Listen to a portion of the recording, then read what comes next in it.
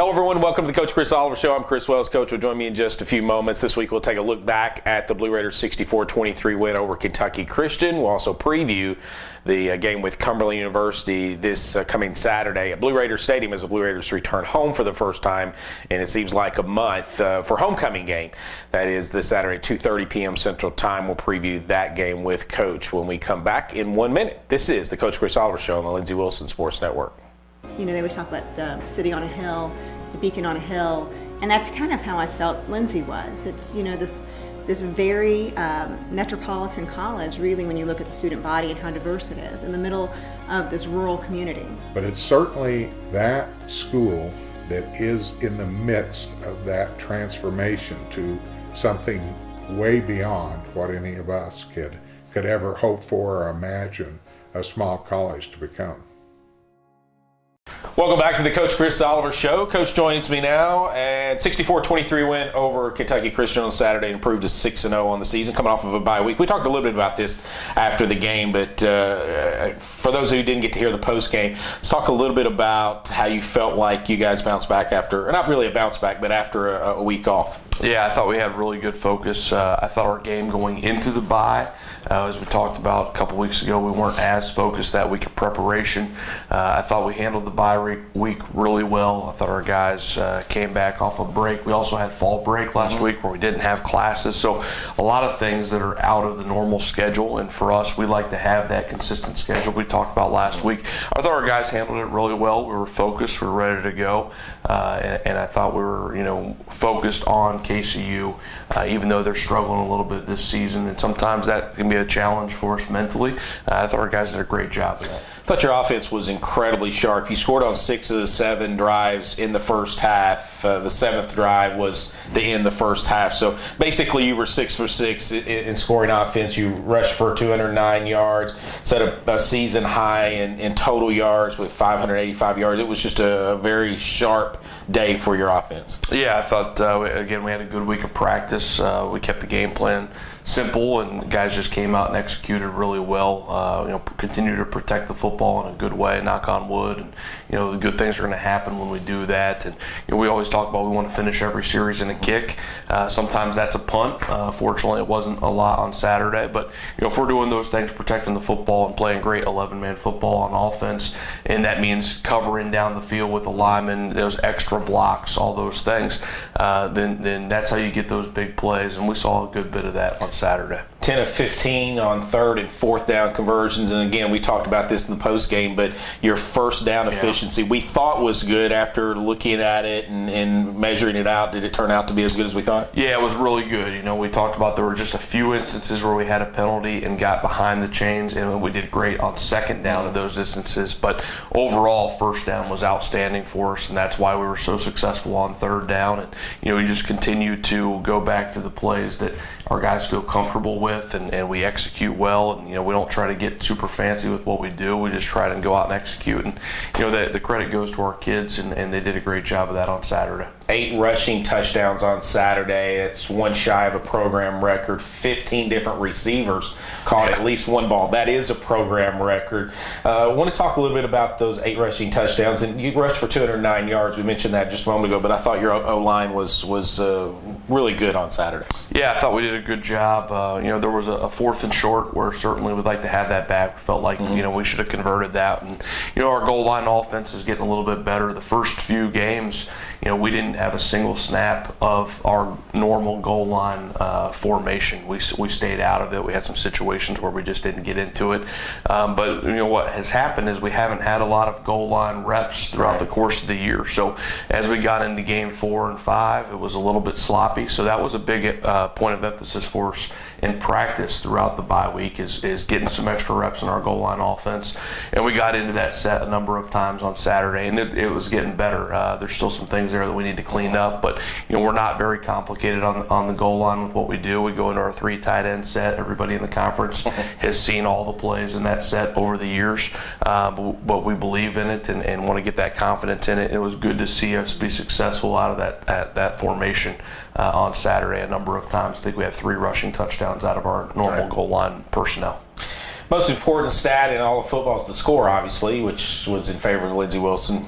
just right behind that is turnovers, and for another week. And if you're superstitious, you can knock on wood now, but I'm not, so I could say this. But no turnovers by your offense, and that's you can't get any better than that. Yeah, I mean, and that's such a team effort. I mean, there's so many things that go into that. Obviously, when you have the ball in your hands, you have to have great ball security, and that's something that we just work on all day, every day at practice, and it's something that we like to think is kind of the lifeblood of our offensive guys when we get that ball in our hands. But it's also about pass protection. It's about, obviously, the quarterbacks making great decisions and throwing the ball in catchable spots. So there's so many things that go into that ball security statistic, and certainly it's a huge stat for us. When you look at our all-time record, when we win the turnover battle, we know how important that is. But it's exciting to see us continue to protect the ball in a great manner throughout the course of the year, and it's going to continue to be a huge part of our success down the stretch. Let's transition to defense now, Coach. And one of the numbers that really jumped out to me, the fact that you had 99 tackles on Saturday. 67 of those were assisted tackles. So that tells me that you guys are really attacking the ball as a group. Yeah. Is that what it says to you? Yeah, it also says they ran a lot of plays, they ran a lot of plays. For sure. But yeah, I thought our pursuit was pretty good on Saturday. We still had a few missed tackles, and we talked about in the post game. You get in a game like that, and more guys getting an opportunity to play, which is a great thing. Right. But we can't lower the expectation for blocking and tackling just because we put in some subs. So there's some things there that we continue to need to clean up and get better at. But I did think we pursued really well, and I thought we were getting a lot of guys to the football on defense. 6.5 tackles for a loss. There was just the one takeaway, and I don't think that that's an alarming. Now, you did take away, especially on a drive that could have given them some momentum going into the locker room right there at the end of the half. But you guys have been so good this year at taking the ball away. Was you a little disappointed with just the one takeaway? Well, certainly we want to hit that goal of 3 takeaways in a game. We didn't have any turnovers forced on special teams, which we've been fortunate to have a few of those this year. But we'd like to hit that statistic. So especially with the number of plays that they ran, we would like to hit that goal of 3, and we didn't get there on Saturday. So credit to them for ball security as well. But we need to take advantage of a few more of those opportunities. The other stat that jumped out at me, 7 of 16 on 3rd and 4th downs. But you guys did a pretty good job of getting off the field. Yeah, not too bad. They were a team that's leading the conference in 4th down attempts. So we knew that they were going to be in a spot to probably go for it a few more times than most of the teams we play.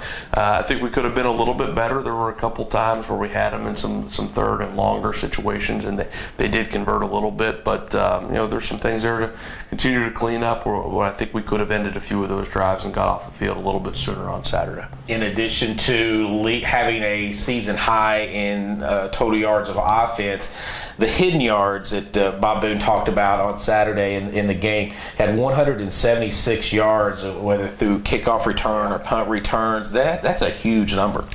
Yeah, and it means a lot. Yeah, I mean, it is. We're setting up our offense and our defense in a good spot. We did have a couple of kickoff returns against us that weren't as sharp as some previous games, and some of that there was a little bit of a wind. Some of the balls that we were kicking were hanging up in the wind, so there's some things to clean up there. But certainly that hidden yardage was in our favor in a big way. We had one offensive drive that started on the plus 22 after a big kickoff return, and punt return continues to do a good job of first of all, fielding the ball. That's the biggest part of punt return, because there's hidden yardage there when that ball rolls around that never goes in the stats. So you got to field the ball and make great decisions as you're catching the football, and then anything that you can get in return is a positive for us. So again, I think our special teams were in a big advantage for us on Saturday. And it's a big reason why we're 6-0 right now. Our guys are really buying into our special teams process, and you get to this point in the season where you can't practice it quite as much. Everyone gets dinged up, and we have to continue to buy into that process and believe that it's so important. I think our guys are doing a great job of that, and Coach Sutton is coached them up and doing a great job leading those meetings and keeping those guys hungry. The other thing that jumped out at me was the fact that they had a bad snap over the punter's head. Now, you can say that's all on them. I got to think that you put some pressure on their punter a couple times during the game anyway. You didn't get any blocks, but still, a snap overhead, that's a win for your special team. Yeah, we were close a couple times on getting a block, and we knew that they had a few snapping issues. I think the big thing is the more we could force them to punt, the more we get those opportunities to potentially get a block or force that bad snap. And some of that is self-inflicted, but also when we get off the field on defense and we force them to have to punt and get in those situations, then we have the opportunity for more good things to happen, and we saw that happen on Saturday on that snap. 64-23, Lindsey Wilson wins on Saturday over KCU to improve to 6-0 on the season. Stayed 5th in the national poll this week. No movement really, I believe, in the top 12 this week. It's a rare week. There was no games between ranked foes this week. There was a couple of ranked versus receiving votes, but kind of an odd week last week in the top 25. So no movement there. Lindsey Wilson remains at number 5. We're going to step away for a moment. When we come back, we'll have our student athlete spotlight. This is the Coach Chris Oliver Show on the Lindsey Wilson Sports Network. There are over 2,000 colleges and universities in America, and to be a part of a college that has singled itself out. You look at the catalogs, if you go online and you read their purpose statement, and you just don't find any college anywhere that does for students what Lindsey Wilson does. Welcome back to the Coach Chris Oliver Show. Payton Veraldi now joins me. He's a redshirt sophomore out of Dalton, Georgia. Payton, welcome to the show. Yes, sir. Thank you for having me. Dalton, Georgia, carpet capital of the world. What's it like growing up in Dalton, Georgia? Well, everybody's either a teacher, works in the food industry or the carpet industry, and take great pride in being from Dalton, Georgia. I love it, and it's all about the carpet, and thankfully had some cool turf and everything like that from it. So, how'd you end up at Lindsey Wilson? Honestly, I was on the camp circuit and somehow crossed paths with Coach Oliver and built a really good immediate connection with them, and continued to travel to other camps and kept crossing paths with not just Coach Oliver but other coaches on the Lindsey Wilson staff. And every single time I got pulled away from Lindsey Wilson going on other visits and stuff, it just kind of felt like God's plan for me to be here, and kept getting pulled back. So ended up here, and I'm more than happy with it. Yeah, we're lucky to have Payton. Payton's also a member of the Council of Student Athletes. Talk a little bit about what that organization does for student athletes. Yes, sir. I have been very fortunate to get that opportunity, and I absolutely love it. And it's something that really advocates for the student athletes of not just our conference, but across the NAI, to just promote the leadership position, and it just gives us a voice of a student athlete. Now, that's a national organization. It's NAI wide, and you're one of the representatives from the Mid-South Conference, so a great honor. Your season last year didn't end the way you would hope it would. Obviously, for those of you who don't know, Payton was injured late in the game, had a shoulder injury as he dove into the end zone for a score. Hey, you held on to the football, That's right? That's Got the touchdown? Ball security. Ball security. That's what it's all about. Talk a little bit about how difficult it was for you to rehab and get back, because we just didn't know if you would be back at the start of this year's camp or not. Honestly, there was a lot of questions and a lot of speculation, but just trusting the process is kind of a phrase that Coach O said, and it was just something day by day, just continued to get better and better, and that sounds very very common, but it's something that you had to do. And due to the support of my teammates, my family, doctors back home, and the rehab staff here, and my teammates just continued to encourage me, checking on me every day and stuff, it just kind of kept me going. And more than thankful to be back to 100% and excited just being out there on the field. Now, you redshirted your first year here, and so that's difficult. Yes, sir. It's always difficult when you're kind of a star of your high school team, come in and you sit out a year with redshirt. Talk about the difference in what you had to do setting out that year, and then you had to set out spring ball last year. Talk a little bit about compare the two. Honestly, I was beyond thankful to actually get a little game experience last year, but it was the hardest thing ever, just standing on the sideline in a sling, itching to throw a ball, pick up a ball, take a snap.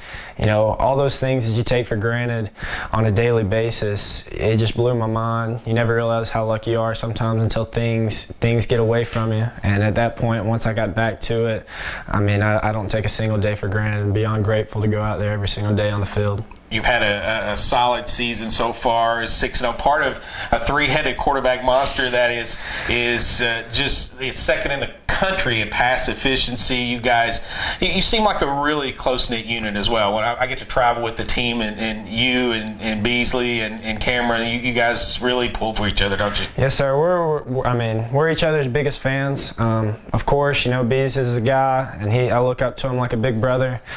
He's been a great mentor for me, and I couldn't imagine looking up to anybody and trying to follow in somebody's footsteps better than Bees. And then Cameron, he's got a bright future ahead of him, and I really get excited and fired up about his potential future, and just get fired up when he's in the game. And we're all talking each and every possession off the sideline, just trying to tell each other what we saw and what we can do better, and just trying to make each other better, not just in games, but during practice as well.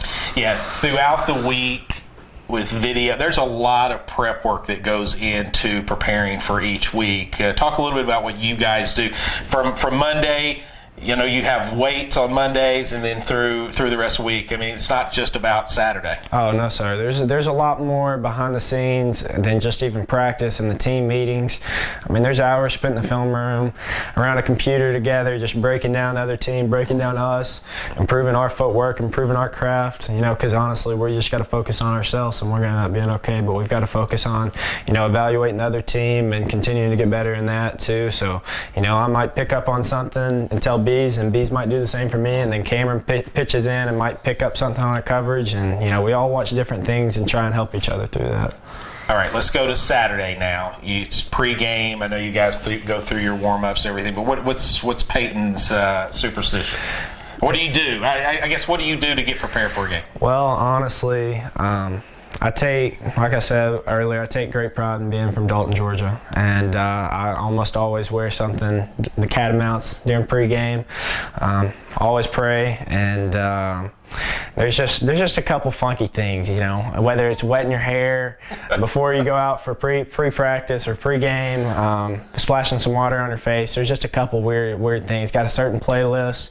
I don't typically listen to the hip hop stuff. I'm actually out there probably listening to just some old Michael Jackson or old 80s, just trying to stay calm. I'll take your word on putting the water in the hair. I don't have that. Final question, I'll let you get out of here. You go into the locker room. Take us into the locker room. Let's say at halftime. People are going up. They're getting their popcorn, their nachos, their drinks, and stuff like that. What's the Blue Raiders doing in that 20 to 25 minute intermission? Immediately as soon as we go in there, we break down into positions. We pair off, and we sit down and we're treating Bees almost like a fighter. We're sitting there telling them, everything we saw, everything that we can improve in, stuff that we think might be successful going into the next half. Just talking about potential plays, and maybe he got to the first progression, but what it looked like on the back side of things in order to be successful the next time we run the play. And then also, after that, Coach O and the other coaches come in and they talk to us, and they kind of give us a game plan. We might throw on another play or two that we saw, would be special or be successful the next half. And, we sit there and we talk.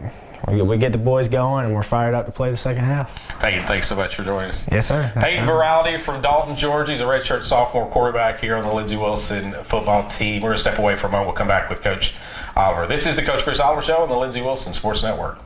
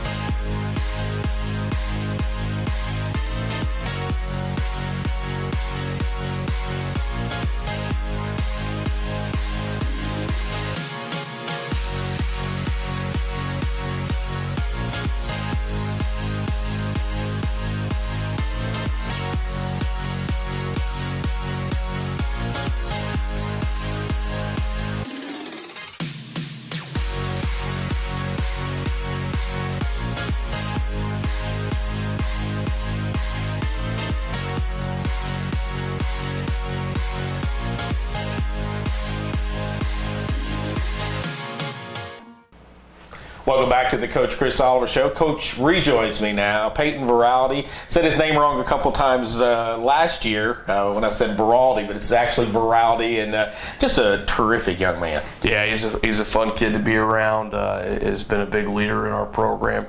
He's one of those guys, and quarterbacks do this a lot, but he's one of those guys after he made the decision to come to LWC. He wanted to actively recruit as many guys as he could and help out with that in his recruiting class. So by the time he even got to campus, he knew so many guys.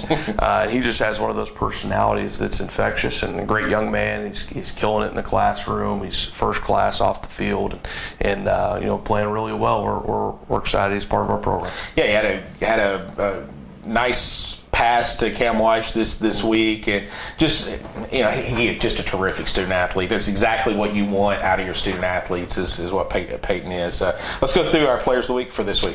Yeah, this week on defense was Michael DeLeon. We thought he played an outstanding football game, very complete there with what he did, and had that turnover as well. On offense, Blake Ingleton, and we talked about the stats.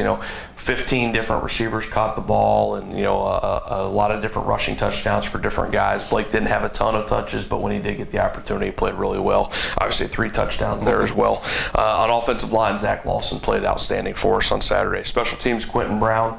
For us, kind of ironic that Blake won Special Teams Player of the Week in the conference statistically, but we felt like Quentin did a great job fielding those punts, some of those stats that don't show up in the stat book there, just making great decisions, doing a great job. So Quentin Brown there on special teams.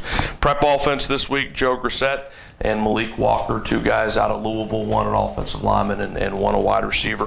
Prep defense, Ron Walker and J.P. Porter, defensive lineman and defensive back force, did a great job. And then prep special teams, Josue Batista and Kobe Drake. And again, continuing to get great looks from our scout team guys, our prep team guys. That is such a huge part of success of being able to go out and play well on Saturday. Those guys have been really buying in.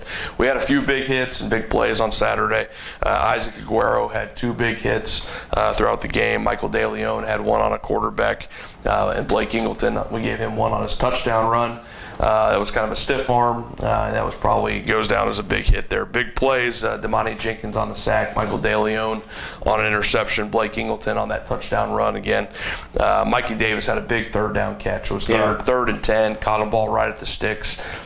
Broke a tackle and ended up taking it for 30-plus yards on that. It was a big play.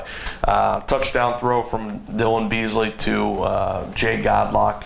There was a blitzer off the edge. We had 5-man protection, and Marcus Graham came from the left guard spot, did a great job getting back to the blitzer. One of those things that you don't realize when you watch the game, how difficult that play was, how big of a play that was. It was that block that allowed our quarterback to avoid the rush and then throw a touchdown. And those offensive linemen don't get enough credit for things like that.